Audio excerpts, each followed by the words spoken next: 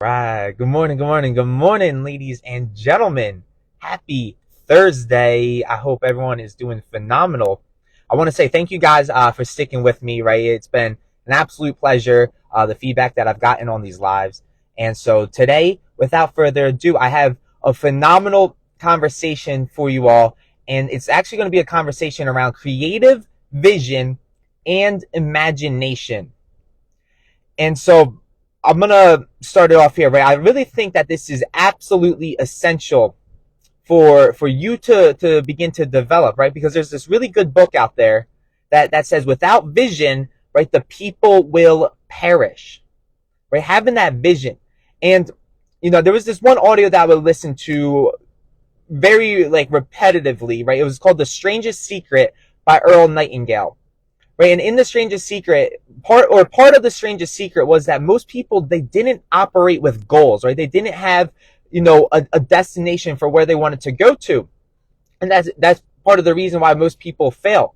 Right. And I remember also listening to Jordan Belfort once give a speech, and he was actually talking about The Strangest Secret. And he said, even further than goals, right? Even further than goals, I think it's absolutely essential that you really have that creative vision, right? Because yeah, goals are like the milestone, but the vision, right? The vision is that picture, right? That you are painting for the world that nobody else may be able to see but you. And that's all right, right? That's what you got to do, especially if you want to step up as a leader, is give a vision for the people to go towards, right? So that they have a place in their imagination that they're going towards, and they're not just following you for no reason, right? So that's going to be the conversation today, right? Creative vision and imagination. And so I'm really excited to get into this, and I'm going to bring it back again to start. I'm gonna, I'm going to bring it back again to start, especially with Earl Nightingale. And one of the things that really stood out to me that he said, right? He said, maybe you have this great dream, right? This great surreal dream, and nobody else can see it but you, right? And understand, right? When you have a vision for your life, for the way that you want your life to be, for the way that you want to be surrounded by, right? The people that you want to be surrounded by, the environment that you want to be in, right? Everything a part of this vision. People are not going to be able to see it but you, right? It is a part of your imagination. And, at first it may seem discouraging. Why don't they get it? Why don't they get the same vision that I have, right? Why is not everyone as definite in their purpose like me? But that's all right, right? It's all right if people don't have the same vision as you. They can't see what is in your mind, right? It starts intangible, right? No one was able to see the Wright brothers' vision for flying in the air.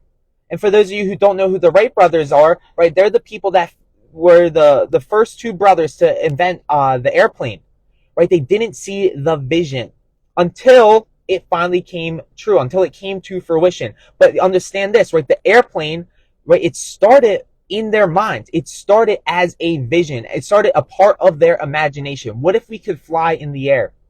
And eventually they made it real. And finally, people start seeing the vision as fruition, right? It came into the real world.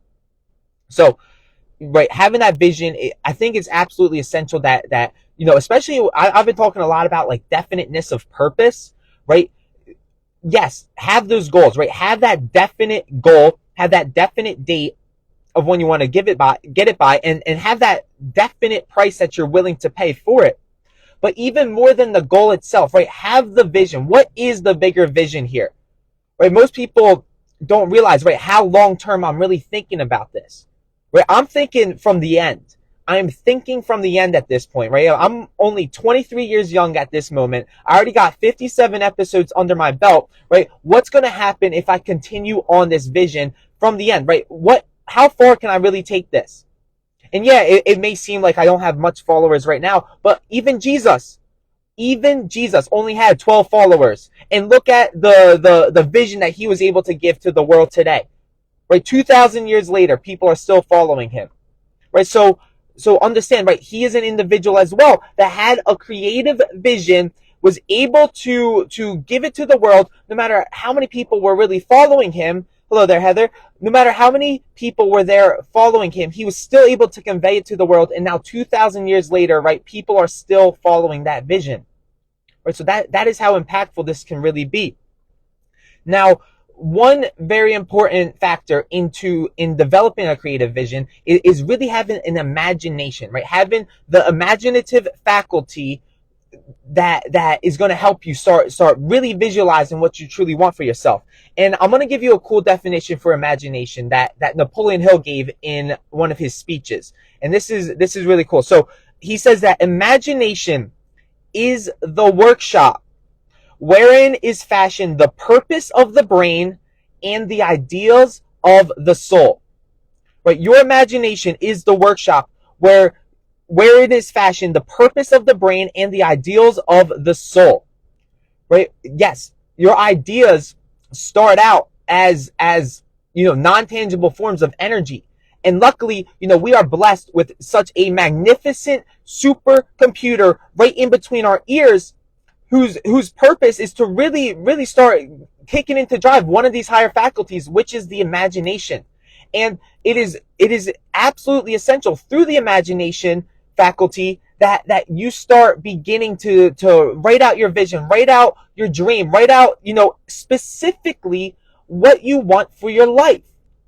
And my mentor had me do this, right? I actually wrote out a 1,000-word story for 5 major areas of my life, right? It was like family, finance, health, faith, and I believe it was relationships, right? I wrote out a 1,000-word story for how I wanted this to really look. And by getting creative, by using my imagination to really write this down, I was able to really expand my vision for the direction that I wanted to take my life. And so that was a really cool exercise that I did. And I highly recommend that you write out, your dream life, and specifically, like, what do you want your finances to look like? What do you want your health to look like? What do you want your family